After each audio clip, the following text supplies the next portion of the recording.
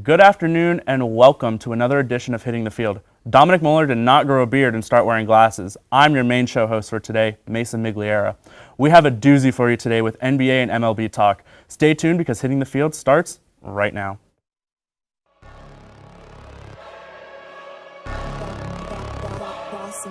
Things gon' change when I really hit the field. Undefeated champs, man, you know what's the deal. Tryna find a kid, I'm in the field doing drills. Boy, you just a sucker, you ain't never keep it real. 3 rings in my hand, I'm a warrior to the max. When I hang it up, they gon' have to give me plaques. Step up in the building and I only bring the facts. When I make a highlight, they gon' replay, run it back. Okay, always locked in, now I don't got time to lax. Saying he the best, he could take a lap. Batted 1,000 when you check the stats. Boy, is you ready? You ain't gotta ask.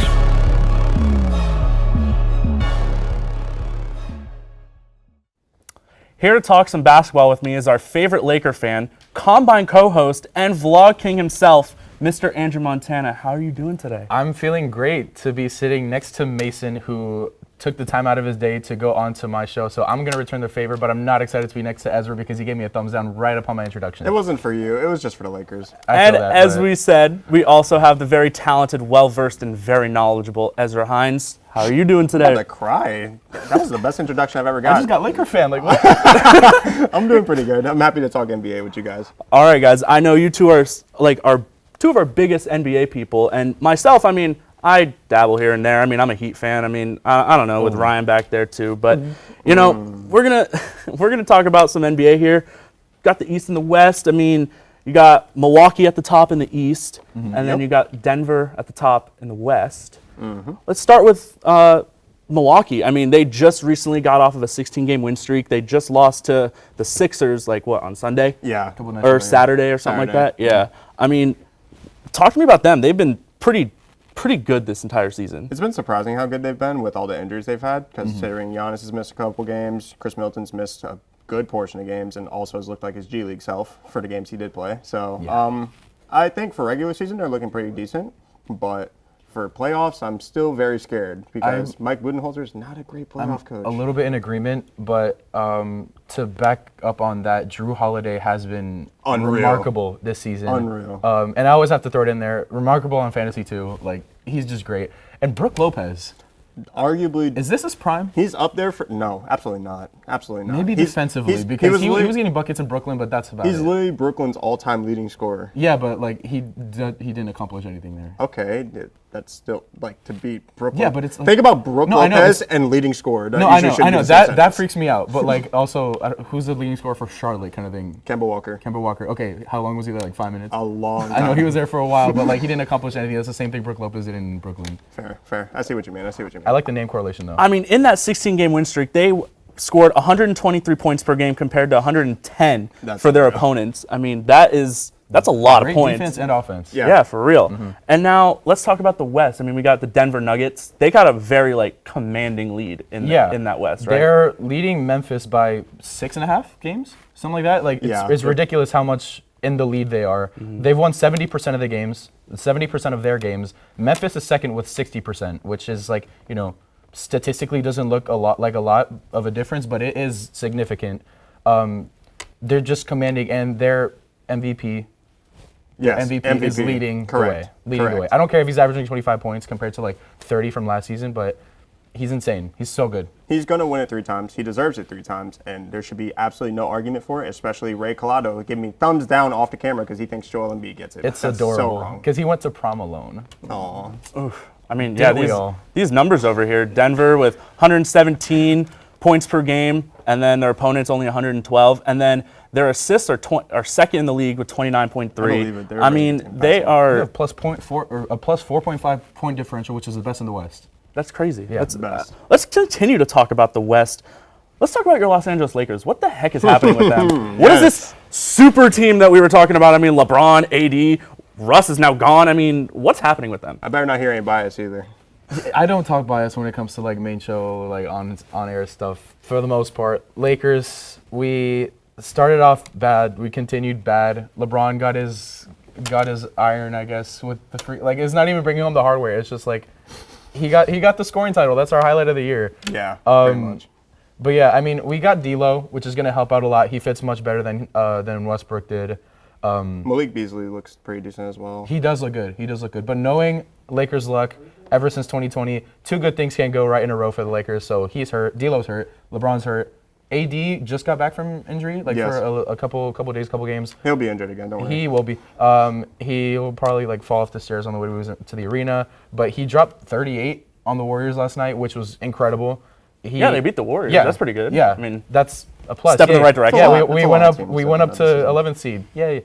Still on the outside looking in. Exactly, but I don't know if we're a playoff push team yet. I'm not sold at all. The 9 through 13 seed right now is only differed by one game. Mm-hmm. They have any chance. If they can get healthy, they'd That's be the fine. thing. If we can be healthy I mean, throughout that the and entire also- season and last season. And also their offense isn't looking too great considering they are yes. like 23rd in offensive rating as a team. We need LeBron back, please. Yeah, LeBron would probably be a pretty good help. Yeah, he helps a little Yeah, bit. just a little bit. And then let's talk about like our hometown team a little bit. We got the Orlando Magic. This team is pretty good. I mean, obviously led by Paolo Banchero. Mm-hmm. And I mean, my little cousin, she absolutely loves the Orlando Magic. I want to give her a little shout out. I know she's probably watching. But tell me about this team. Like, can they make a push? So in the beginning of the season, I actually had them making the play-in at the 10th seed, and I don't think it's off the table yet, considering they are playing okay. It's going to have to be Paolo turning up in the next couple of games. Yeah. So they're 3.5 games out of the play-in right now. They're in the 13th seed.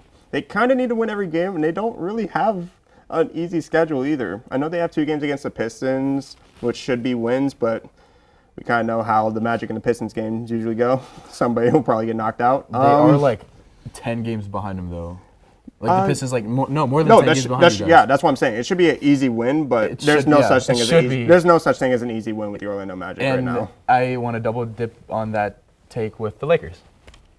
Even though we're closer to the playoffs than you guys, I'm still not confident. I mean, I haven't been proved anything this season. the Magic are behind Washington and Chicago right now, who are both on like 2-game losing streaks, kind of looking like they might not want to make the playoffs. Yeah, but wait till Patrick Beverly takes over. Oh yeah, It's wraps. yeah, Dominic, you were so correct on that one, man. Great take on that. You guys won that. They're gonna make that 11th seed and be so good. I mean, they're not doing too bad. I mean, They're not. they're only like what? Isn't it like a couple games back Yeah. from the play-in?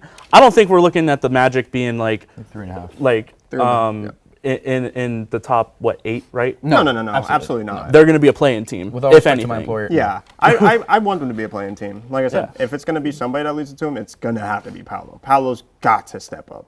Bonner's Otherwise, also been stepping up. oh no, He's been draining threes. Yeah. Got like 4 yesterday.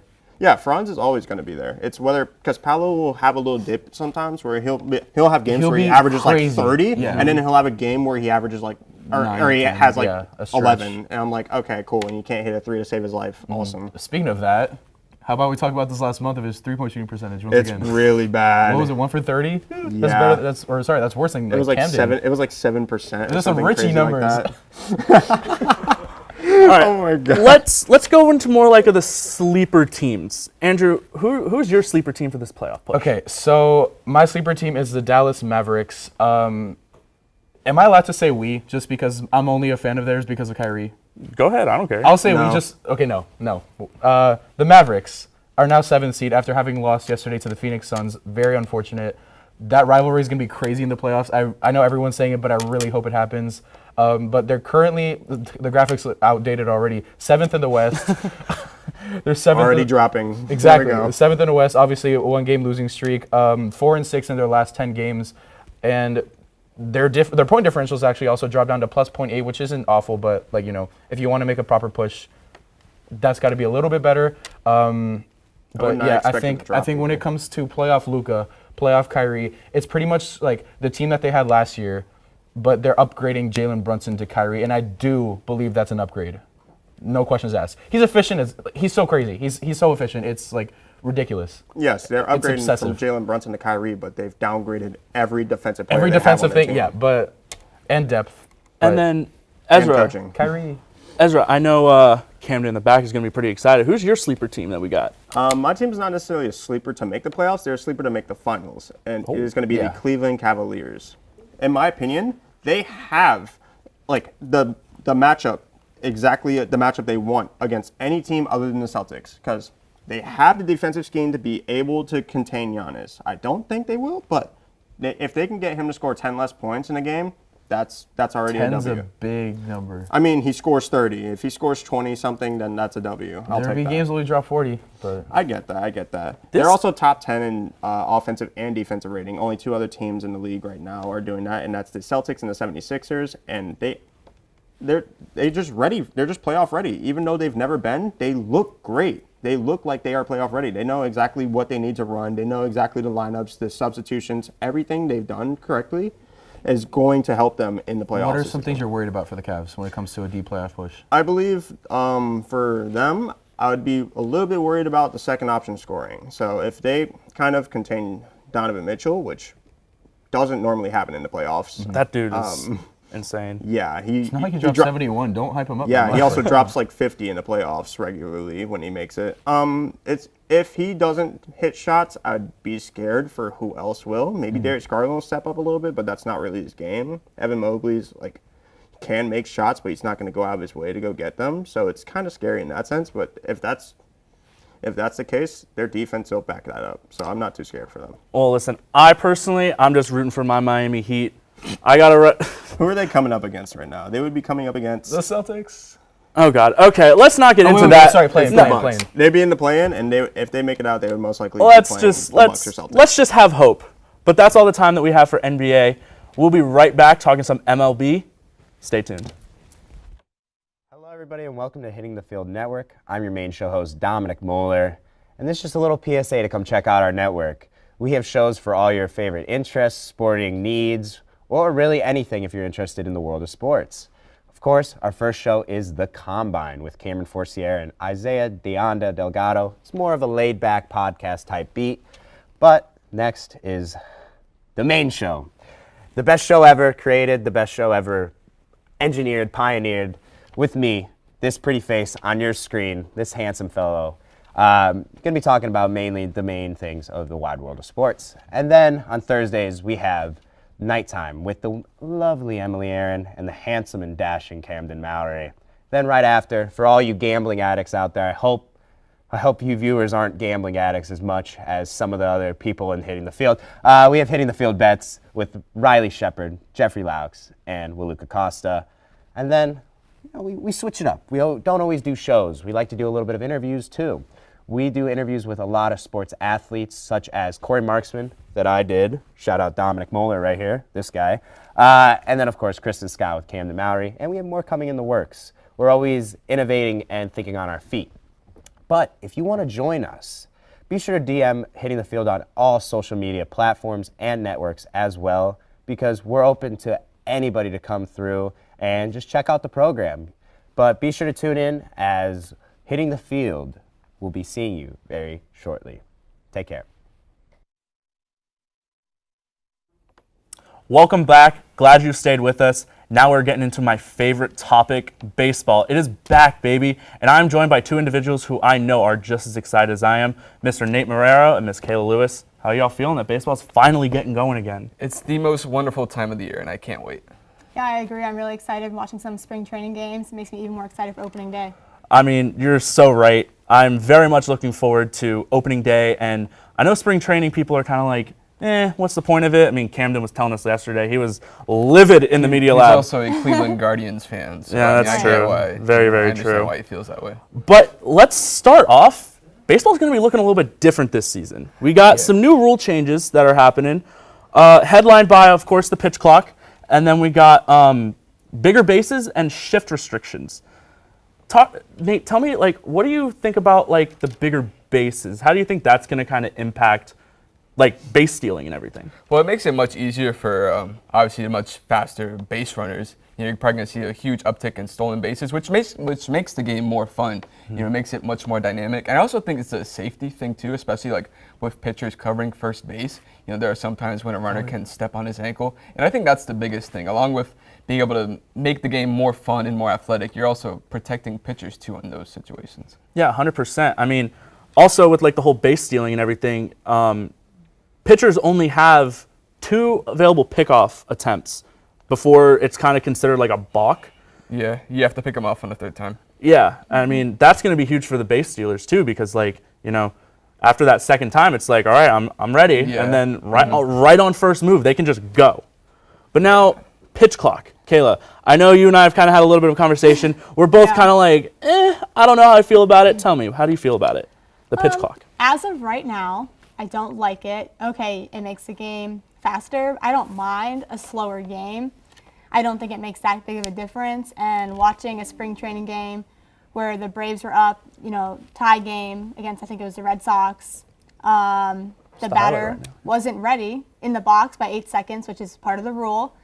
And it was an automatic strike, which got him out, and then that just ended in a tie game. I don't like that, having to be ready by 8 seconds. They have 15 seconds to start their motion. I don't like it. It's so particular, and I feel baseball doesn't need a clock. It's not like basketball or football where they can kind of just run the clock out. You can't run the clock out in baseball. It's just kind of like the game will play, but I do understand also the other side where it's like it does take three and a half hours for a whole game, and people can't sit there for the whole time. Obviously, maybe us three, we can sit there and we can analyze every single pitch that happens. Right. I do that myself. But also, the one more thing that's going to make baseball really exciting is shift restrictions. Nate, tell me how you think shifts. Oh God, I don't like it. You don't like it? Last I checked the rule book. You can go the other way when they're shifting. Yeah, Towards where you yeah, hit. That's just how I feel about it. It's not the defense's fault that they tend to pull the ball. You're just playing the numbers, and I don't get why you're gonna take that out of the game. I really don't. I think you're Matt Olson. He got shifted on a lot, right, with the Braves. I mean, are you happy that the shift restrictions are in place? Are you mad about it? Are you indifferent? I don't really like it either. I think they should be able to move. With the shift, last season, they were able to maybe get a ball that would have went between them and, been in play. Mm-hmm. But I just think that's part of the game. Yeah.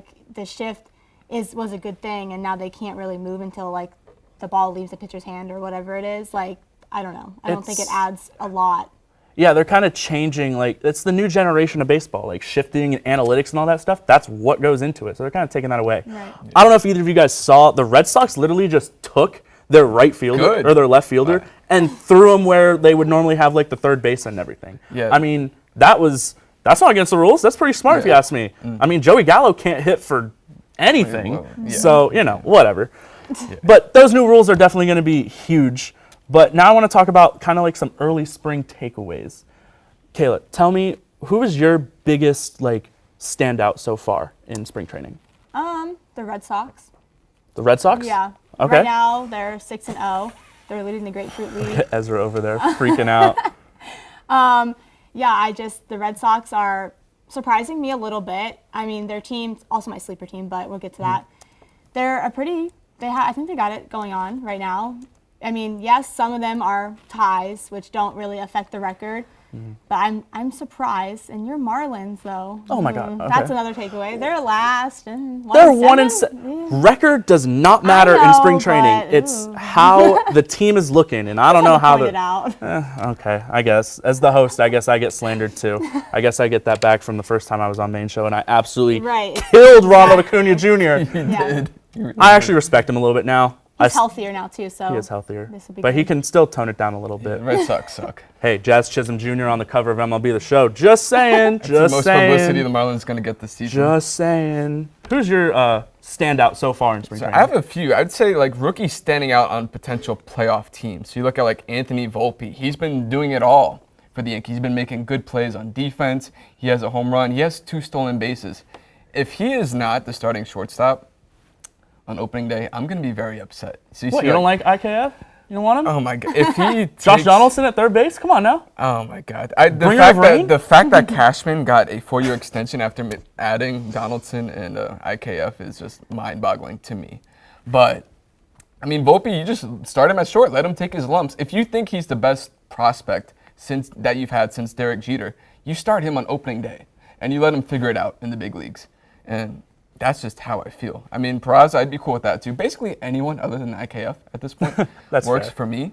Other rookies that stand out to me is Jordan Walker's batting .500. He has 3 home runs. He is absolutely mashing. Yeah. And then you add that to a lineup with Paul Goldschmidt. and Nolan Arenado. That seems scared about it. nasty, And low then- key. And Ronnie Mauricio with the Mets. He's been he's a switch hitter. When he bats left-handed, he kind of looks like Darryl Strawberry to me, like the upright stance. And has 3 home runs too. That's it. Yeah. In the graphic of him right there, he can. For a Mets team that has high expectations, he may be the missing piece. He's so young too. But he's been with the team for a really long time. He signed as an international free agent at 16. He's now 21. I mean, look at these numbers: 455, 3 homers, 5 RBIs, 1.864 OPS. That is just unheard of. Obviously, only 11 at bats, but the fact that it's only 11 at bats, and I don't know. This entire Mets team is scary. Lindor has been killing it. I don't know if you guys have seen that. Yeah. We should be scared as NL East fans. But talking about the NL East, that's easily the best division in baseball. I mean, you have 3 teams: the Mets, the Braves, and the Phillies. You could if you'd say they win the World Series at the end of the year, you're not surprised. And I don't think any other division in baseball can say that. You got a special guy there on the Braves, right? Yeah. Yeah, Vaughn Grissom. Dansby Swanson left. Won't talk about that. He was our shortstop, so now we have Vaughn Grissom and Orlando Arcia competing in spring training a little bit for the shortstop position for opening day. I think it'll go to Vaughn Grissom. He's made all the key plays so far this spring in that role. 4 RBIs, a batting average of 385. It's not bad for spring training, and he's also really young. So that gives him room, if you put him in that role, to grow and just make extreme progress throughout many more seasons to come. So I think Vaughn Grissom, you will see him in that shortstop role. So that's one of my standouts. Seems to be a theme here in MLB now. Yeah. Just these young guys just absolutely taking over the league. And the Braves kind of set the blueprint, too, of letting their young guys play. And I think we're starting to see that. And we should see that more. Like, if you're ready to play, forget the service time, forget he needs more seasoning. If he's ready to go, just start him. And then just real quick before we move on, give me like a sleeper team for like the playoffs that you both have. Maybe Nate, you can go first. I'm gonna go with the Diamondbacks. I think they can kind of be the Orioles of this season. They have one of the best farm systems in baseball, and if they're young, and a lot of them are close to making it to the big leagues. So if they come up and they have success, they have a chance to potentially make some noise. All right, let's go to WBC. That is actually starting tomorrow, I believe, with Cuba and the Netherlands playing first. By the way, I got an alert on my phone. Shohei Ohtani already has 2 homers in an exhibition game. Exhibition. Insane. Off of 1 knee. This dude is just an absolute freak. It's just freak. a shame his career is withering away with the Angels. Let's start with team. Let's talk about someone withering away with a poor team. Alcantara. Yeah, with the Dominican Republic. This team is absolutely disgusting. Look at this lineup they got. Julio Rodriguez, Juan Soto, Manny Machado, Rafael Devers, Nelson Cruz, Teoscar Hernandez, Ketel Marte, Jeremy Pena, and Gary Sanchez. That's their lineup. Stacked. There are no automatic outs. And that's after Vladimir Guerrero got dropped. Yeah, he had the knee injury. Yeah. And then this rotation is also pretty good, if you ask me. Headlined by Mr. Sandy Alcantara. And then I believe they got Christian Javier. Yeah. Johnny Cueto, he's not looking too good in spring training, but whatever. Rossi Contreras, I mean, he's disgusting as well. A lot of the key Astro pitchers. A lot of from Astro the World pitchers. Series, so. 1, Makes sense. 2, 3, 4 Astro pitchers. Yeah. Wow. I mean, Kayla, how would you feel facing this lineup and this team as a whole? Scared.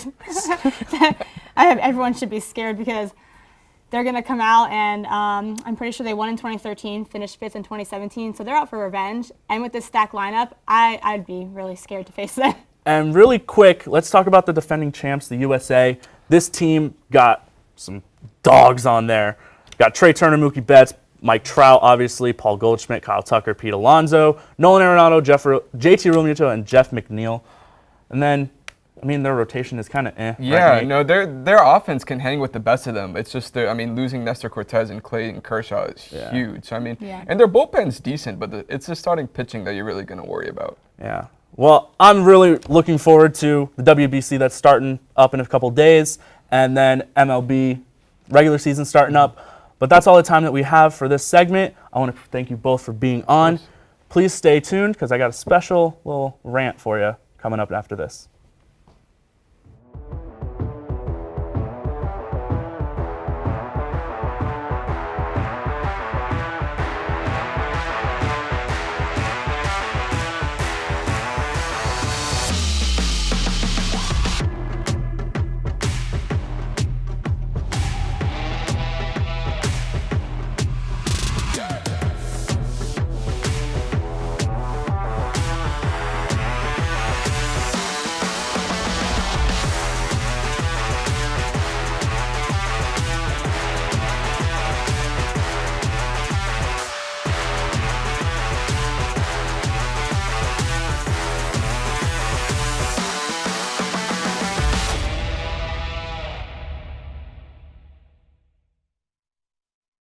Now it is time for a Hitting the Field classic, The Rant. In case you did not know, March is recognized as Women's History Month. Today I want to focus on the women who work in sports. In what has been a traditionally male-dominated area, women have throughout history sat on the sides and supported the men. However, that is no longer the case. We have tons of women athletes, UCF's very own Jada Cody, Kristen Scott, McKenna Melville, just to name a few. We also have professional athletes in Serena Williams, Ronda Rousey, and Danica Patrick. We have ESPN analysts like Doris Burke, Ellie Duncan, and Sage Steele. I know there is tons more that I'm missing, but that just goes to show the impact that women have on sports currently. And to think we have the up-and-coming women in sports right here at HCF, some of the graduates in Hannah Jo Groves and Taylor Anderson, and current women, Kirsten Blaylock, Allison Tiber, Kelly Campbell, Maddie Glass, Ella Steffen, Brianna St. Jean, Emily Aaron, Emily Wachowski, Erin Cabana, Caitlin Colley, Kayla Lewis, Lexi Zolo, Carly Seglio, and Eliana Tongini. And to every other woman who has ever been a part of HTF that I am missing or never had the pleasure of meeting, you too are the future of sports. Without all of you, these shows would not run. I would not be sitting in this desk right now without all of your support. We also cannot forget about the women who support every child's dream of working in sport, mothers. This month is also made to recognize the moms who sacrifice their time to allow their children to chase that dream. I want to personally thank my mom who took me to all the practices and games throughout the years. No matter how much I might have sucked, I had a dream to play in the MLB as a kid. She has always been there to support me, and now, to this day, she's still supporting me with my dream of working in sports broadcasting. From everyone here at HTF, we support and appreciate all the women who help make sports the spectacle that it is today. And with that, that is all the time we have for today's episode. I hope everyone has a great rest of their week. For everyone who joined me today, that has been Hitting the Field. Thank you so much for watching. Peace.